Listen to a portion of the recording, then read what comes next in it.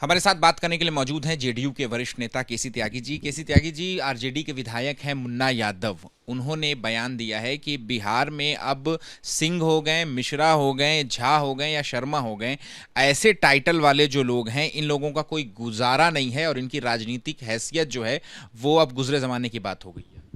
नहीं, इसी तरह का वक्तव्य कभी मुन्ना यादव जी के राजनीतिक गुरु लालू प्रसाद जी ने भी दिया था, जब उन्होंने कहा था कि भूरा बाल साफ करो, भूमियार राजपूत बनिया वगैरह वगैरह।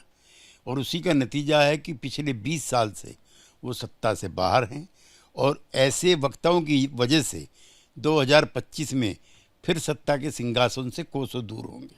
और ये कह भी रहे हैं मुन्ना यादव बाकायदा कि लालू यादव ने ऐसी व्यवस्था बना दी है कि अब सवर्ण लोगों की जो सरकार है वो नहीं रहने वाली है और ये ऐसे टाइटल वाले लोग कभी फ्रंट फुट पर आकर के राजनीति नहीं कर पाएंगे। एनडीए ने, मोदी जी और नीतीश कुमार जी ने ऐसी व्यवस्था बना दी है जिसमें स्वर्ण भी रहेंगे, पिछड़े भी रहेंगे, अति पिछड़े भी रहेंगे, दलित भी रहेंगे और महादलित भी रहेंगे, और सिर्फ इस मानसिकता के लोग ही सत्ता से बाहर रहें। और ये भी भविष्यवाणी की है कि बिहार की गद्दी पर अब जो भी बैठेगा वो बहुजन समाज से होगा, बहुजन बैठेगा।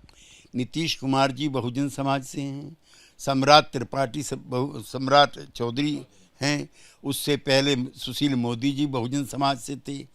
तो असली बहुजन जो है नीतीश कुमार के नेतृत्व वाला है, नकली बहुजन आरजेडी के नेतृत्व वाला है। सर, एक मुद्दा और भी है कांवड़ यात्रा को लेकर के। जो कांवड़िए हैं उनको लेकर के, हालांकि तमाम सरकारों ने एक कॉरिडोर जो है वो ज़रूर बनाया हुआ है कि कांवड़िए जो हैं वो एक मार्ग पर चले, उन्हें किसी तरीके की कोई परेशानी ना है, लेकिन इसके बावजूद तमाम तरीके के जो वीडियोज़ हैं सोशल मीडिया पर वायरल हो रहे हैं, आई एम श्योर आपने भी उसको देखा होगा। इसके बारे में क्या कहना है? देखिए, मैं उसी क्षेत्र से हूँ जहाँ से कांवड़ यात्रा प्रारंभ होती है। इसके प्रारंभिक दिनों में पूरे महा महीने में कष्ट उठा करके सावन के महीने में अपने कंधों पर रख करके गंगा जल उस जल अभिषेक करते थे शिवालयों में, और हम लोगों के इलाके में उनका बड़ा मान सम्मान था। जगह जगह कावड़िया कैंप लगते थे, लोग पैर धोते थे, भोजन खिलाते थे। लेकिन इधर पिछले कुछ दिनों से इसमें एक परिवर्तन आया है कि कुछ असामाजिक तत्व इसकी आड़ में कानून का उल्लंघन कर रहे हैं, पुलिस प्रशासन से मुठभेड़ कर रहे हैं, सामान्य नागरिकों की गाड़ियों पर प्रहार कर रहे हैं और जिला प्रशासन को धत्ता दिखा रहे हैं। मेरा उत्तर प्रदेश सरकार से आग्रह है, निवेदन है कि इस तरह के तत्वों को पकड़ें ताकि ये शुभ और पवित्र कार्य बदनाम ना हो पाए। लेकिन दूसरी तरफ अगर हम बात करें, कल यूपी से भी एक वीडियो मिर्ज़ापुर से काफ़ी वायरल हुआ जिसमें एक सीआरपीएफ जवान को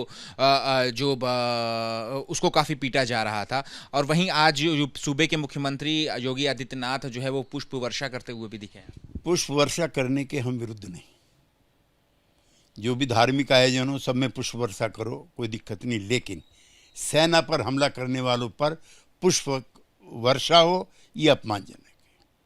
सीआरपीएफ का जवान हो, आरपीएफ का जवान हो, यूपी पुलिस का जवान हो, उस पर जो हमला करे उसके खिलाफ सख्त से सख्त कार्रवाई की जाए, ये भी हम इच्छा और अपेक्षा उत्तर प्रदेश के मुख्यमंत्री से करते हैं। ठीक है सर, एक आखिरी सवाल। इंडिया गठबंधन की बैठक कल हुई, तमाम विपक्षी दल जो है उसमें शामिल हुए, लेकिन संजय सिंह हैं आम आदमी पार्टी के राज्यसभा सांसद, वो कुछ देर पहले भी अभी सर्वदलीय बैठक से भी निकले, तो उन्होंने ये बात कह दी कि अब हम जो है आम आदमी पार्टी अब इंडिया गठबंधन का हिस्सा नहीं है, वो तो सिर्फ लोकसभा तक था। इंडिया गठबंधन अपने अवसान की तरफ अग्रसर है। इसके जन्मदाता नीतीश कुमार और जनता दल यू थे, उन्होंने गठन के वक्त ही से नाता तोड़ा। उसके बाद अब आम आदमी पार्टी ने अपना नाता तोड़ा। कल शिवसेना का बयान है कि अगर नगर निगम के टिकट ठीक वितरण नहीं होते हैं तो शिवसेना इससे बाहर आ जाएगी। ममता दीदी इससे पहले ही चेतावनी दे चुकी है, और वायनाड के चुनाव के बाद वामपंथी दलों में, कांग्रेस में भयंकर मतभेद हैं।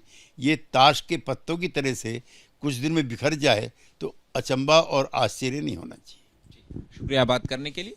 कैमरा पर्सन राजेश कुमार के साथ अहमद बिलाल, एबीपी न्यूज़, दिल्ली।